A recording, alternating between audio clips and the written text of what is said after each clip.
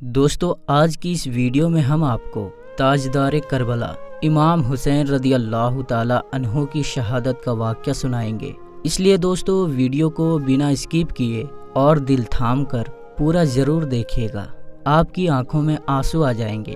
تو چلیے ہم آج کی اپنی ویڈیو شروع کرتے ہیں۔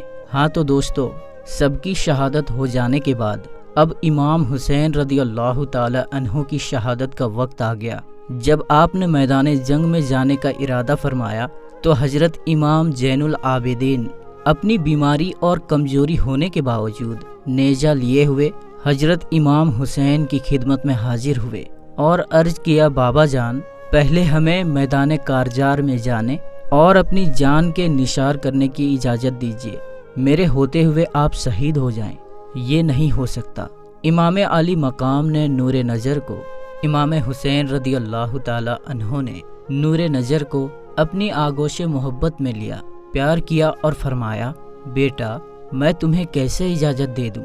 علی اکبر بھی شہید ہو گئے، قاسم بھی دنیا سے چلے گئے اور تمام عزیز و اقارب جو ہمراہ تھے سب راہ حق میں نثار ہو چکے ہیں، میں تمہیں اجازت دوں تو خواتین اہل بیت کا کوئی مرہم نہیں رہ جائے گا، ان بے کس غریب الوطن کو مدینہ کون پہنچائے گا؟ تمہاری ماؤں بہنوں کی نگہداشت و خبر گیری کون کرے گا؟ میرے پیارے بیٹے، تمہیں زندہ رہنا ہے، تمہیں شہید نہیں ہونا ہے، ورنہ میری نسل کس سے چلے گی؟ حسینی سادات کا سلسلہ کس سے جاری ہوگا؟ میرے جد و پدر کی جو امانتیں میرے پاس ہیں وہ کس کے سپرد کی جائیں گی؟ میرے لگتے جگر، یہ ساری امیدیں تمہاری ذات سے وابستہ ہیں، دیکھو میری طرح صبر و استقامت سے رہنا، راہ حق میں آنے والی ہر تکلیف اور مصیبت کو برداشت کرنا اور ہر حالت میں اپنے نانا جان صلی اللہ تعالی علیہ وسلم کی شریعت اور ان کی سنت کی پیروی کرنا۔ میرے بعد تم ہی میرے جانشین ہو، تمہیں میدان کارزار میں جانے کی اجازت نہیں۔ پھر امام حسین رضی اللہ تعالی عنہ نے ان کو تمام ذمہ داریاں سونپا، اپنی دستار مبارک اتار کر ان کے سر پر رکھ دی اور انہیں بستر علالت پر لٹا دیا۔ اب امام پاک اپنے خیمہ میں تشریف لائے، صندوق کھولا، قبائے مصری جیب تن فرمائی اور تبرکات میں سے اپنے نانا جان صلی اللہ تعالی علیہ وسلم کا امامائے مبارک سر پر باندھا، سید الشہداء حضرت امیر حمزہ کی ڈھال پشت پر رکھی، شیر خدا کی تلوار ذوالفقار گلے میں لٹکائی اور جعفر طیار کا نیزہ ہاتھ میں لیا۔ اس طرح تاجدار کربلا پیکر صبر و رجا سب کچھ راہ حق میں قربان کرنے کے بعد اب اپنی جان نذر کرنے کے لیے تیار ہو گئے۔ بیویوں نے جب اس منظر کو دیکھا تو ان کے چہروں کے رنگ اڑ گئے اور آنکھوں سے موتی ٹپکنے لگے۔ حضرت زینب نے آنسو بہاتے ہوئے کہا، پیارے بھیا، بیویوں نے درد میں ڈوبی ہوئی آواز سے کہا، ہمارے سرتاج، اور حضرت سکینہ نے روتے ہوئے کہا، بابا جان کہاں جا رہے ہو؟ اس جنگل میں ہمیں کس کے سپرد کر کے جا رہے ہو؟ جو درندے ننھے علی اصغر پر رحم نہیں کھائے وہ ہمارے ساتھ کیا سلوک کریں گے؟ فرمایا، اللہ تم لوگوں کا حافظ و نگہبان ہے۔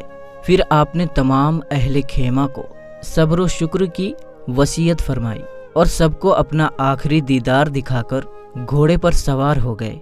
غریب الوطن اور بے کس مسافروں کا دکھ رسیدہ قافلہ حسرت بھری نگاہوں سے آپ کو دیکھتا رہا۔ پردہ نشینان حرم حسرت و امید کی خاموش تصویریں بنی ہوئی کھڑی رہی اور سب کی آنکھوں سے اشک غم کے موتی ٹپکتے رہے، مگر کوئی چیز حضرت امام حسین رضی اللہ تعالی عنہ کے پاؤں کی بیڑی نہ بن سکی۔ آپ نے سب کو خدا کے حوالے کیا اور دشمنوں کے سامنے پہنچ گئے۔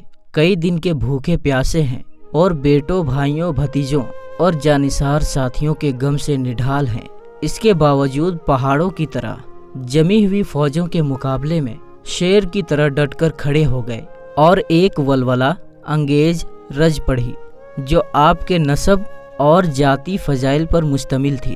پھر آپ نے ایک فصیح و بلیغ تقریر کی، اس میں آپ نے حمد و صلات کے بعد فرمایا، اے لوگو، تم جس رسول کا کلمہ پڑھتے ہو اسی رسول کا ارشاد ہے کہ جس نے حسن و حسین سے دشمنی کی اس نے مجھ سے دشمنی کی، اور جس نے مجھ سے دشمنی کی اس نے اللہ تعالیٰ سے دشمنی کی۔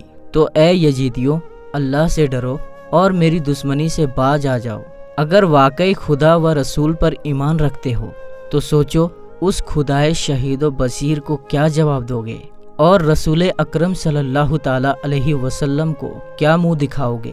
بے وفاؤ، تم نے مجھے خطوط بھیج کر بلایا، اور جب میں یہاں آیا تو تم نے میرے ساتھ ایسا برا سلوک کیا کہ مظالم کی انتہا کر دی۔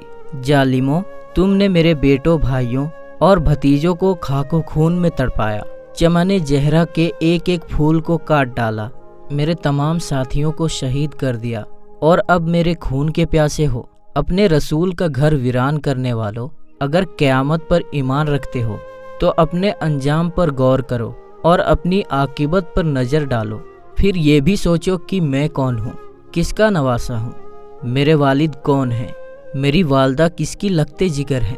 میں انہی فاطمہ زہرا کا فرزند ہوں کہ جن کے پل صراط پر گزرتے وقت عرش سے ندا کی جائے گی کہ اے اہل محشر، اپنے سروں کو جھکا لو اور اپنی آنکھیں بند کر لو۔ حضرت خاتون جنت 70,000 حوروں کے ساتھ گزرنے والی بے غیرتوں، اب بھی وقت ہے، شرم سے کام لو اور میرے خون سے اپنے ہاتھوں کو رنگین مت کرو۔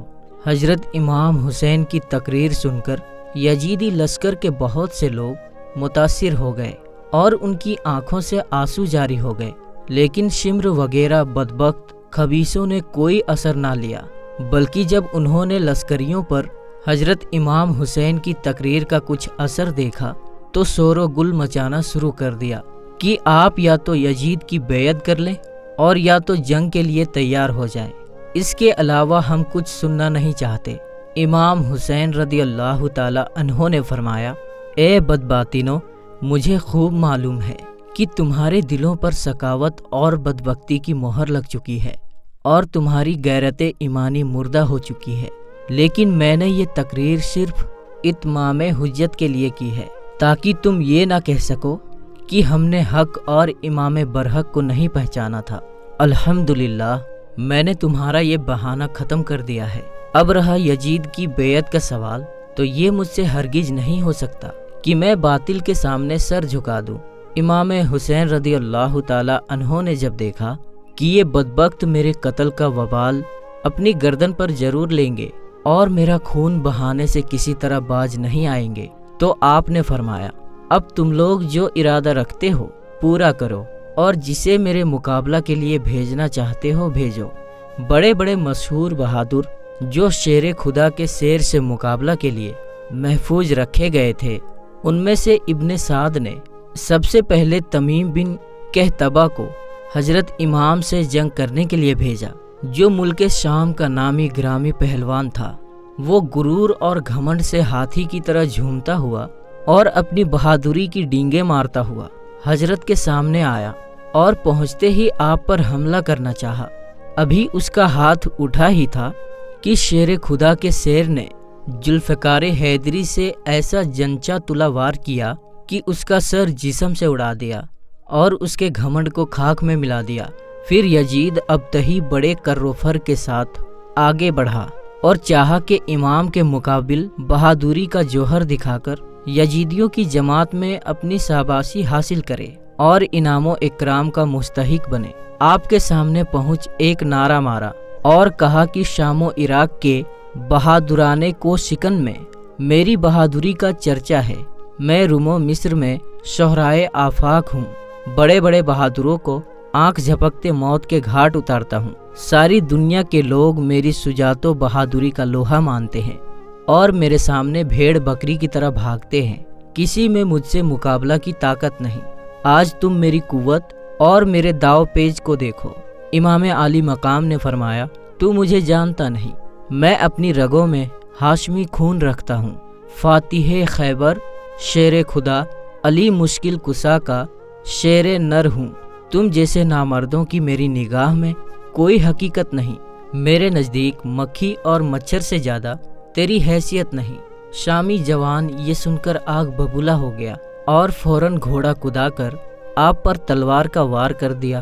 حضرت امام نے اس کے تلوار کو بیکار کر دیا اور پھر جھپٹ کر اس کی کمر پر ایسی تلوار ماری کہ وہ کھیرے کی طرح کٹ کر دو ٹکڑے ہو گیا اور منہ کے بل زمین پر گر پڑا۔ बदर बिन सुहेल यमनी इस मंजर को देखकर गुस्से से लाल पीला हो गया और इब्ने साद से कहा, तुमने किन गवारों को हुसैन के मुकाबला में भेज दिया जो 2 हाथ भी जमकर मुकाबला नहीं कर सके।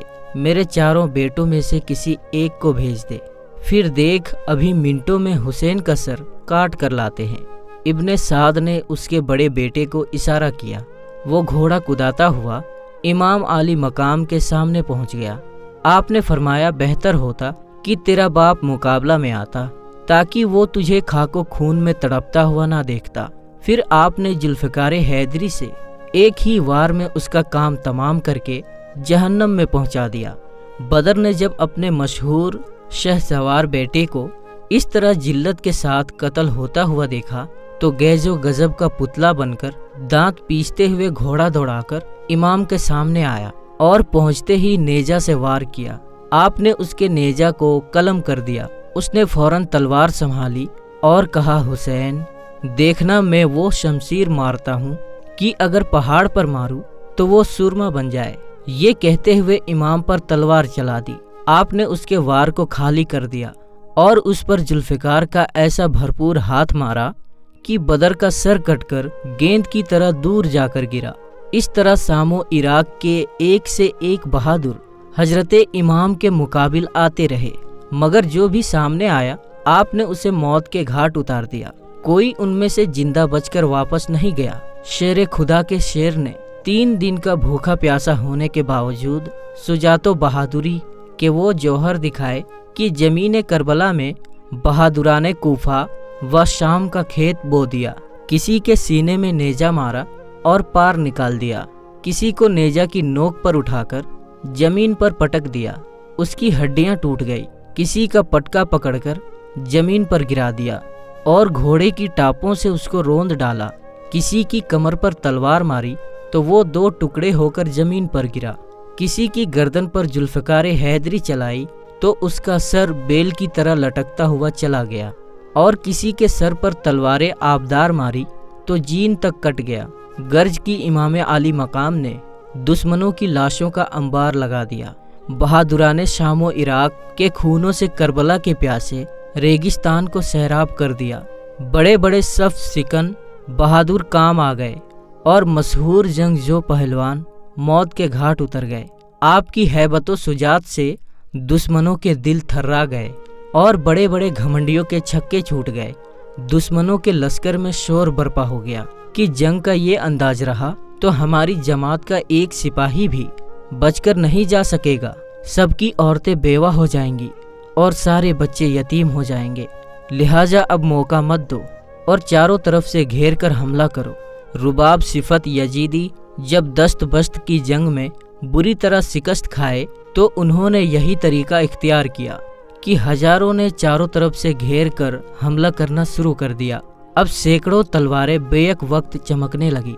50 नेजे आपस में टकराने लगे और दुश्मन बढ़ बढ़कर इमाम पर वार करने लगे। इधर आपकी तलवार जलाले हैदरी की तस्वीर और ला सैफ इल्ला जुल्फ़िकार की तस्वीर बनी हुई थी। आप चमकती हुई तलवार के जौहर दिखा रहे थे। जिस तरफ हमला करते परे के परे काट डालते और दुश्मनों के सरों को इस तरह उड़ाते जैसे बादे खजां के झोंके पत्ते गिराते हैं।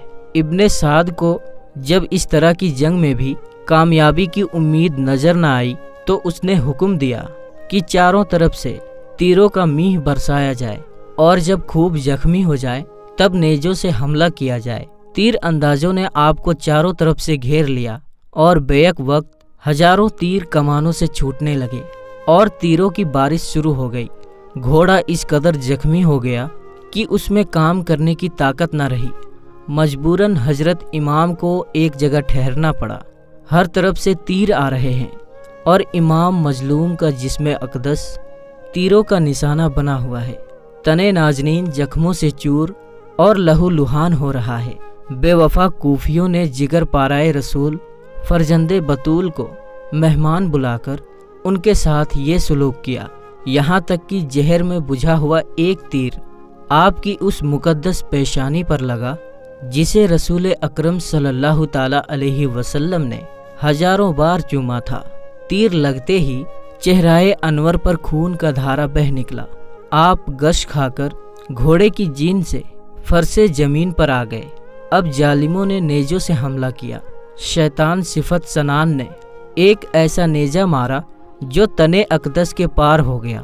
تیر اور نیزاؤ شمشیر کے 72 زخم کھانے کے بعد آپ سجدے میں گرے اور اللہ کا شکر ادا کرتے ہوئے واصل بحق ہو گئے۔ 56 سال 5 ماہ 5 دن کی عمر میں جمعہ کے دن محرم کی 10ویں تاریخ 61 ہجری مطابق 680 عیسوی کو امام عالی مقام نے اس دار فانی سے رحلت فرمائی۔ انا للہ و انا الیہ راجعون۔ یزیدیوں نے سمجھا کہ ہم نے حسین کو مار ڈالا اور وہ مر گئے، لیکن زمین کربلا کا ذرہ ذرہ زبان حال سے ہمیشہ یہ پکارتا رہے گا کہ اے حسین تو زندہ ہے واللہ، تو زندہ ہے واللہ۔ میری چشم عالم سے چھپ جانے والے نجر بن خرشہ آپ کے سر مبارک کو تنے اقدس سے جدا کرنے کے لیے آگے بڑھا، مگر امام عالی مقام کے ہیبت سے اس کے ہاتھ کانپ گئے اور تلوار چھوٹ گئی۔ پھر بدبخت اجلی خولی بن یزید، سنان بن انس، سبل بن یزید یا شمر بن خبیث نے آپ کے سر اقدس کو تنے مبارک سے جدا کیا۔ شاہ است حسین، بادشاہ است حسین، دین است حسین، دین پناہ است حسین، سرداد ناداد، دست در دست یزید، عکا کی بنائے لا الہ است حسین رضی اللہ تعالی عنہ۔